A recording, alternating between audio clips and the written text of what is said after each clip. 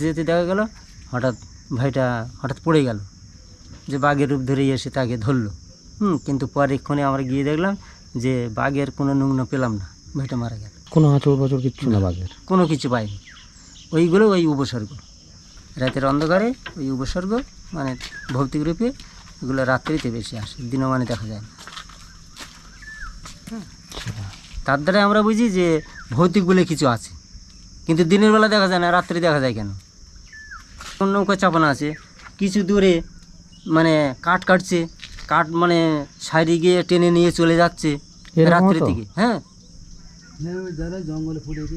যারা ওই জঙ্গলে বাঘে ধরেছে তারা তো আত্মহত্যা হয়েছে, তারা ওই হচ্ছে কি নষ্ট রূপে উপসর্গ রূপে ঘুরে বেড়াচ্ছে। অনেকগুলো তান্ত্রিক লোক যেত, তো ওই বাঘের খোঁজ দেখতাম, কিন্তু কোনো দিন বাঘ দেখিনি। যে বাঘ হেঁটে চলে যাচ্ছে, মাটি ভেঙে পড়ছে, এরকম দেখতাম, কিন্তু চোখে পড়িনি কোনো দিন বাঘ, চোখে পড়ি।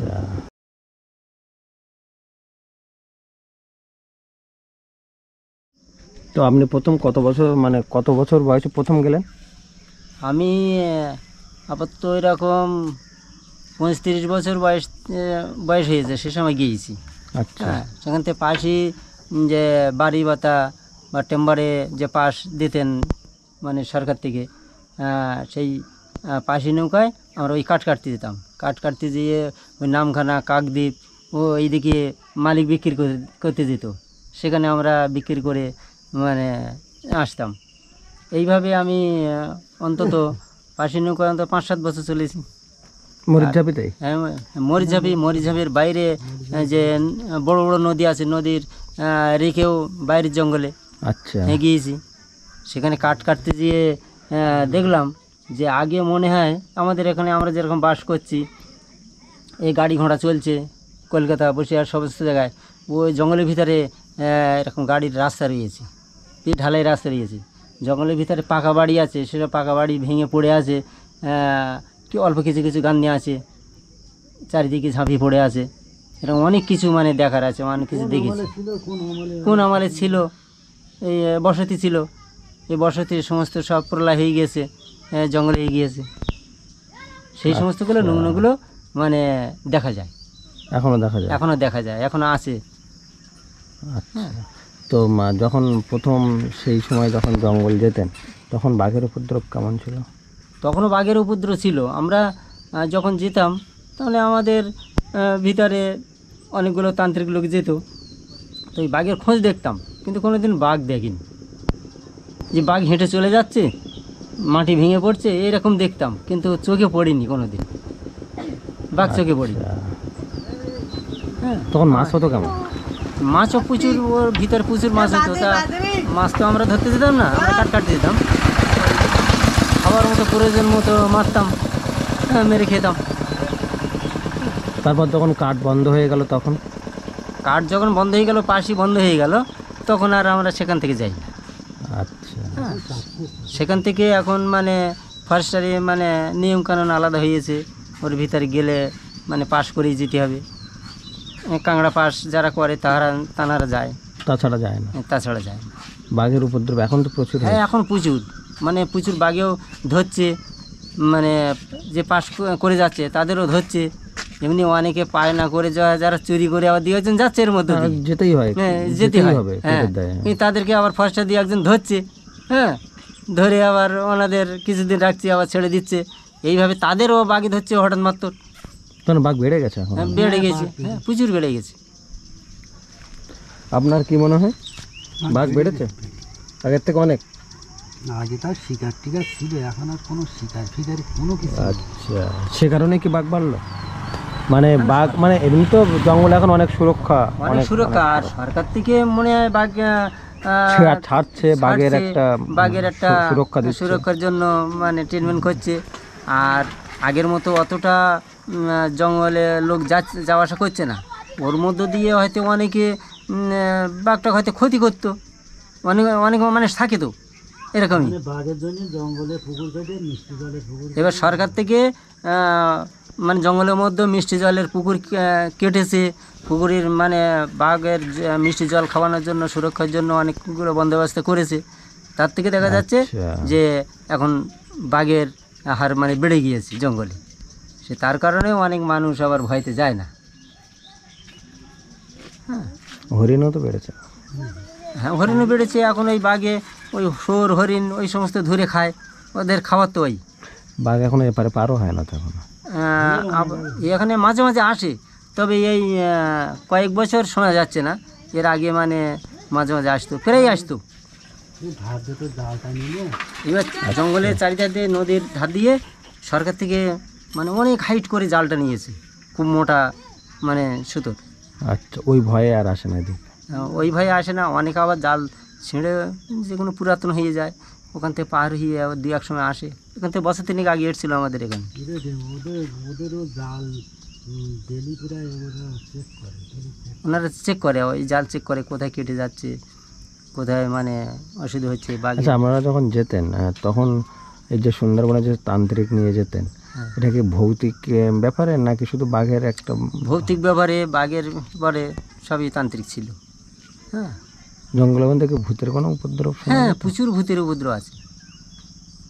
কীরকম আপনার অভিজ্ঞতা আছে? দিয়ে হ্যাঁ, আমরা নৌকা এরকম চাপানো আছে, মানে রাত্রিতে তখন দেখা যাচ্ছে কি এরকম নৌকা চাপানো আছে, কিছু দূরে মানে কাঠ কাটছে, কাঠ মানে সাইডে গিয়ে টেনে নিয়ে চলে যাচ্ছে এরকম রাত্রি হতো? থেকে। হ্যাঁ, যারা জঙ্গলে ফুটে দিল তারা যারা ওই জঙ্গলে বাঘে ধরেছে তারা তো আত্মহত্যা হয়েছে, তারা ওই হচ্ছে কি নষ্ট রূপে উপসর্গ রূপে ঘুরে বেড়াচ্ছে।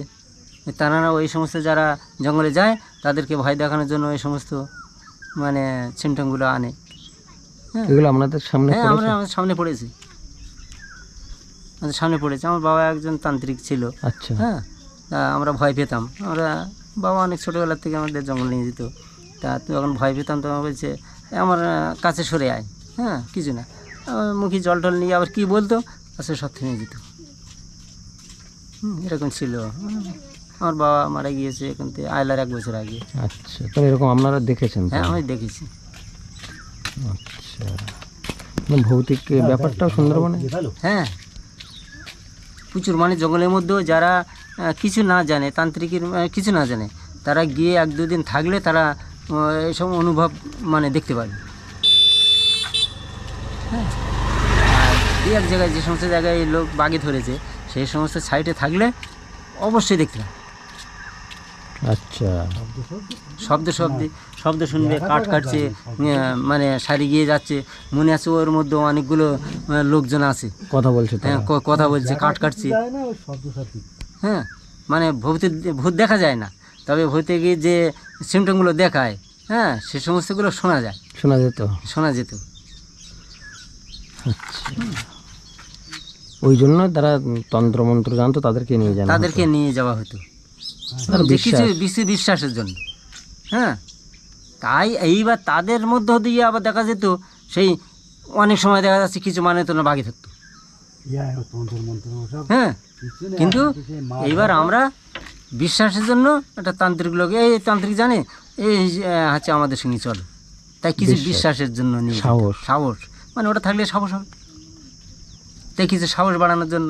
নচেত তো মানে এমনি ওই রকম যখন হঠাৎ সামনে একটা বাঘ আসলো, হ্যাঁ, কিন্তু তখন তো ভয়ে তো মরে যেতে হবে, তখন এমন ভয় আসবে যে সেখান থেকে কাড়িয়ে আসা যাবে না, কিছু বল থাকবে না। আর তান্ত্রিক একজন সঙ্গে নিয়ে গেলে সে সাহস দিল, কোনো অসুবিধা নেই, তোমার সাহস করে চলো, সেইটা সেই সাহসটা থেকে যায়, তখন সেই ভয়টা আসে না। সেগুলো কি দিনের বেলায় হয় না রাত্রিতে বেশি? আচ্ছা, রাতের অন্ধকারে ওই উপসর্গ মানে ভৌতিক রূপে এগুলো রাত্রিতে বেশি আসে, দিনও মানে দেখা যায় না। তার দ্বারা আমরা বুঝি যে ভৌতিক বলে কিছু আছে, কিন্তু দিনের বেলা দেখা যায় না, রাত্রি দেখা যায় কেন? ওই শব্দটাই দেখতে কেউ পায় না। হ্যাঁ, যে চোখে দেখতে পায় না যে এটা ভৌতিক বলে কি, ওই শব্দটাই বিভিন্ন রকম শব্দ করছে, বিভিন্ন রকম উপসর্গ। আবার ওই আপনাদের এখন মনে পড়ে যে এটা আপনারা কোন দিকে শুনতেন? জঙ্গলের ভিতরে আমরা গিয়ে মানে থাকতাম, অনেক সময় দেখতাম আমরা কাঠ কাটতে দিতাম, তখন দেখা যাচ্ছে ফরেস্টারে অনেক সময় ফরেস্টার ধরতো, তাই ফরেস্টারের ভয়তে আমরা জঙ্গলের ভিতরে কিছু পালিয়ে থাকতাম। হ্যাঁ, পালিয়ে থাকতাম, তখন ওই শব্দগুলো মানে পেতাম। এক আধ রাত থেকে তারপর আর রাত থাকার চেষ্টা করতাম না, আবার চলে আসতাম, বাড়িতে চলে আসতাম। এগুলো হ্যাঁ। হয়েছে তাই? এগুলো হয়েছে, হ্যাঁ, আমরা এগুলো অনুভব করেছি বা সচক্ষে মানে দেখেছি। বাড়িতে জামা কাপড় এখন যারা যায় তারাও এরকম অনুভব করে? এখন অনেকেই করে অনুভব, কিন্তু কম কম। কম। এইগুলো হতো মূলত অপঘাতে মৃত্যুর জন্য। হ্যাঁ, এই অপঘাতে মৃত্যু যারা, তারা ওই উপসর্গ রূপে নশ্বরূপে এগুলো লক্ষণগুলো মানে প্রকাশিত মানে করে। পোঙার তালি তুলে তুলে অনেকগুলো মানে বাঘ আকৃতি ধারণ করে, অনেকগুলো শব্দে মানে ভক্তি রূপে রাত্রি থেকে দর্শন করে। অনেক উপসর্গ দেখা যায়, কি দিনমান তো শোনা যায় না, সেগুলো অনেক পরীক্ষিত হাতে দেখা যাচ্ছে, সত্য পরীক্ষিত বাঘের রূপ আকার ধারণ করে দুটোটা মানুষ ক্ষতিও করে, এমন কিছু ক্ষতিও দেখা গিয়েছে। আচ্ছা, আমার যেতে ভাই একজন ওরকম দিনমানে কি হয়েছিল একটু মানে বলুন দেখি।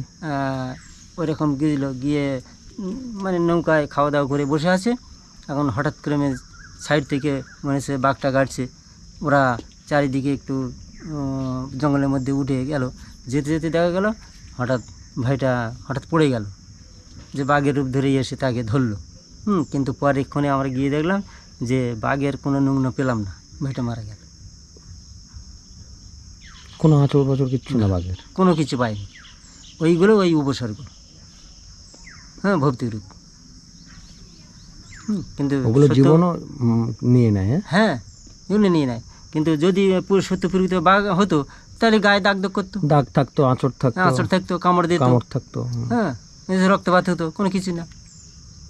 ওইগুলো হচ্ছে ভৌতিক, এগুলো দেখা গিয়েছে আমাদের সত্য প্রকৃত। আমার ভাই একজন এগুলো মারা বাস্তব, গিয়েছিল। যেগুলো দেখেছেন বাস্তব আপনারা যেগুলো, সেগুলোই তো বলছেন। ভাই একজন মারা গিয়েছিল, যেতে ভাই। বাপরে বাপ। ওই সেখান থেকে আমরা ওইতে কাছে না, স্বাভাবিক, নিজেদের কেউ চলে গেল এবং সেটা দেখা সামনাসামনি, সামনে দেখা। তারপর আর কেউ যেতে চায়? মনও চায় না তো যেতে। আর সেটা তবে আমাদের ওই নালিগড়ে যেদিকে আপনি যাবেন ওই দিকটা মানে অনেকে এখন ওই মানে সরকারের পাশ কেটে যায়, মানে কাঁকড়া মারতে, মাছ ধরতে, নিজের মধ্যে সরকার হ্যাঁ, এখন যায়। অনেক সময় যেতে যেতে যেতে অসুবিধা হচ্ছে। গতবার তো কয়েকজনকে এরকম বাঘে ধরলো, কিন্তু কিছুদিন বন্ধ ছিল, আবার মানে আসা যান দীর্ঘদিন হয়েছে, তখন পেটের দায়ে তখন আবার সরকারের কাছে মানে পাশ কেটে আবার যাচ্ছে। ফার্স্ট সাইড ডিউটি করছে, ওদের ধার দিয়ে যাচ্ছে, ফার্স্ট সাইড নিষেধ করছে, ওই সাইডটা যেন যেও না, অনেক যেখানে বাঘের উপদ্রব বেশি ফার্স্ট সাইড নিষেধ করে দেয়, ওই সাইডটা যেন যেয়ে না, মানে বন্ধ বাধা বলে ঘোষণা করে দিয়েছে। কিন্তু অনেকে সেই বন্ধ বাধার ভিতরে গিয়ে কিছু মাছ কাঁকড়া বেশি পায়, অনেকে ফার্স্টের কথা মানে না, তারা যে ওখানে যায়, গিয়েই বিপদ। গিয়ে বিপদ ঘটে। হ্যাঁ, তখন আবার ফরেস্টারে গিয়ে মানে সেই সমস্ত জায়গাগুলো মানুষ যখন ধরেছে কাড়ি নিয়ে আসতে পারছে না, তখন ফরেস্টার গিয়ে আবার আমাদেরকে দু একজন কাড়ি নিয়ে আসে। হ্যাঁ, এরকমই ঘটছে। এই গত বছরও ঘটেছিল, তার আগের বছর ঘটেছিল। প্রত্যেক বছর ঘটে হ্যাঁ, যাচ্ছে। প্রত্যেক বছরই একের পর এক ঘটছে, তবু মানুষ পেটের দায় যাচ্ছে। যাচ্ছে, ঠিক। হ্যাঁ, কী করবে, আমাদের এদিকে জঙ্গলের কাছাকাছি মানে ঠিকমতো কাজকর্ম হয় না। ইয়ং ছেলেরা হয়তো বাইরে কাজ করতে যাচ্ছে, যাদের বয়স হয়ে বয়স গেছে হয়েছে একটু, তারা তারা তো কি করবে? কাজে যেতে পারে না, তখন দুটো তারা মাছ ওই কাঁকড়া। মাছ কাঁকড়া ধরতে যায়। গ্রামে এখন কোনো কাজ নেই, সবাই অন্ধে টন্ধে সব রোবা কাজ আছে, লোক সব বেরিয়ে গেছে রোবা কাজ। এই আমরা যাবো এই আমরা বয়স হয়ে গেছে, আমরা পারি না বলে কোথাও যেতে পারি না, অকর্ম লোক সেই জন্য বাড়ি গেছে। বাড়ি ঘুরি ঘুরি তো বাড়ি। তারাই জঙ্গলে যাচ্ছে মাঝে মাঝে একটু আধটু মাছ কাঁকড়ার জন্য। তাও আমাদের মতো লোক এখন যাচ্ছে না, যারা একটু আমাদের চেয়ে একটু সবল আছে তারাই যাচ্ছে। এই জঙ্গল 3 মাস বন্ধ আছে, আবার এই আষাঢ় মাসটা আবার খুলবে। খুলবে। আষাঢ় মাস তোমার এই মাছ এখন পুরো বন্ধ আছে। এখন বন্ধ আছে, 3 মাস বন্ধ আছে। সরকারতে না খুললে তো আবার যেতে পারে না, তুমি তখন আবার সরকারতে না খুললে যেতে পারে না। সরকারতে যখন খুলবে, এই আষাঢ়ের পরের থেকে খুলবে, তখন আবার ওরা পাশ কেটে আবার যাবে, এই মাছ কাঁকড়া ধরবে। এইভাবে তো সংসার নির্বাহ করছে। মাছের জাবলা নষ্ট হয়ে যায়, সেই জন্য 3 মাস বন্ধ আছে। এই 3 মাস বন্ধই মাছের বাচ্চা, মাছের কাঁকড়ার বাচ্চা, বাচ্চা। বাচ্চা মানে হয়তো মাছ জন্মায় বেশি, ওই জন্যই। ওই জন্য মানে 3 মাস বন্ধ রাখি। ওগুলো বাচ্চাগুলো যখন বড় হয়ে যায় তখন আর অতটা ক্ষতি হয় না। আচ্ছা, এই চৈত্র বৈশাখ জ্যৈষ্ঠী ওই আষাঢ় মাসে 2-10 দিন খুলে দেবে আবার। সুন্দরবনের প্রান্তিক অঞ্চলের মানুষের ভক্তি বিশ্বাস তাদের সঙ্গেই থাক, আর আমাদের ভক্তি বিশ্বাস আমাদের কাছেই রাখি। বিজ্ঞানের যুগে দাঁড়িয়ে আমরা এগিয়ে যেতে চাই, আর তাই সুন্দরবনের এই কাহিনীগুলি আমাদের কাছে কাহিনী হয়েই থাক। যারা সুন্দরবনে গভীর জঙ্গলে জঙ্গলচারী মানুষ, তাদেরকে সম্মান জানিয়ে এই পর্ব এখানেই শেষ করলাম। দেখা হবে পরবর্তী পর্বে। ততক্ষণ ভালো থাকুন, সুস্থ থাকুন, আর নতুন হয়ে থাকলে অবশ্যই পাশে থাকুন।